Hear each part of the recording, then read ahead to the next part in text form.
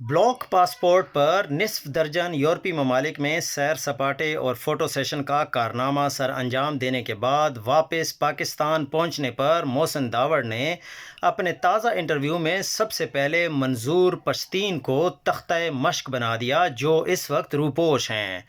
मौसूफ ने PTM पे आमराना निज़ाम और उनके सपोर्टर पे इंसाफियों की सी हटदर्मी का मज़हका खेज़ इल्ज़ाम लगा दिया।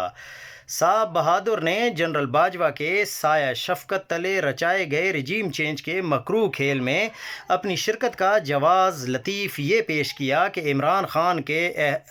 दौर में उनके ख़िलाफ़ फ़ौजी अलगार हुई और पार्लियामेंट में मुराद सईद ने उन्हें गालियाँ दी, लिहाजा उनका कहना था कि हमने हिसाब तो हर सूरत बराबर करना ही था। यूँ मालूम होता है कि मौसूफ को जनरल बाजवा की तरफ से दर्जनों कारकुनान पर गोलियाँ चलवाने के बजाय मुराद सईद की पुरजोश तकरीर पर ज़्यादा गुस्सा था। इसी गुफ्तगू में मौसूफ ने एक नहायत दिलचस्प नुक्ता नज़र पेश किया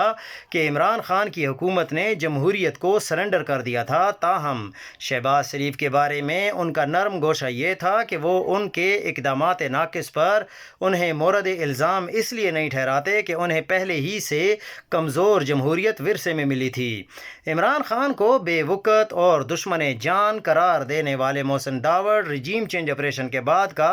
एक हैरत अंगेज़ वाक़या भी मंजर-ए-आम पर ले आए। उनका कहना था कि शहबाज शरीफ ने उन्हें अपनी काबीना में शामिल करने की शर्त ये रखी कि मैं फ़ौज से इजाज़त लेकर आऊँ, क्योंकि वो नहीं मान रहे। इस तज़हीक आमेज़ फरमाइश पर मोहसिन दावड़ के बकौल उन्होंने शहबाज शरीफ को ये शाहकार मशवरा दिया कि आप फ़ौज को ये कह दें कि मुझे इतने इख्तियारात तो हासिल होने चाहिए थे जितने इमरान खान के पास थे।